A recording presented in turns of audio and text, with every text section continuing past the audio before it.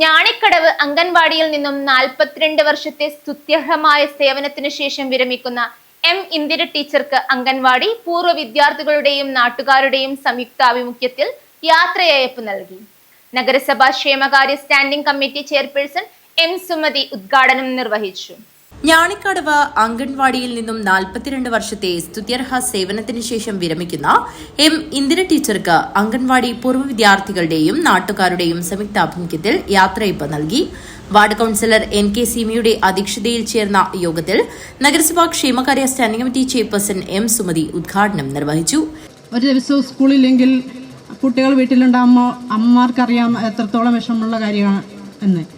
ആ സ്ഥാനത്താണ് ടീച്ചർ ഇതുപോലെ 10ഓ 20ഓ കുട്ടികളെ കൈകാര്യം ചെയ്ത് അവരുടെ ചിരിയും കരച്ചിലും എല്ലാം ഉൾക്കൊണ്ടുകൊണ്ട് അവരെ വൈകുന്നേരങ്ങളിൽ സുരക്ഷിതമായി രക്ഷിതാക്കളുടെ കരങ്ങളിൽ ഏൽപ്പിക്കുക എന്ന് പറയുന്നത് ഒരു സേവനം മാത്രമാണ്. ഇത്രയും കാലയളവിൽ ഈ ടീച്ചർ ചെയ്ത സേവനത്തിന് എത്ര ആശംസിച്ചാലും മതിയാകില്ല.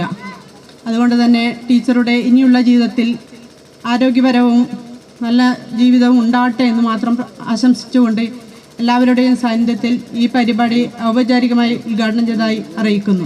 JK കൃഷ്ണൻ മാസ്റ്റർ ഭദ്രദീപം കൊളുത്തി. ICDS സൂപ്പർവൈസർ ഗൗരി ഷോൾ അണിയിച്ചു. ഹോസ്ദുർഗ് AEO സുരേന്ദ്രൻ മാസ്റ്റർ ഉപഹാര സമർപ്പണം നടത്തി.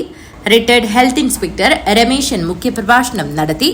ഫൗസിയ ഷെരീഫ്, P അബൂബക്കർ, K ചന്ദ്രൻ, ഞാണിക്കടവ, T മനോഹരൻ, V സുകുമാരൻ, ജയചന്ദ്രൻ, N രാജീവൻ, ഷൈമ തുടങ്ങിയവർ സംസാരിച്ചു. ഇന്ദിര ടീച്ചർ മറുമൊഴി ഭാഷണം നടത്തി.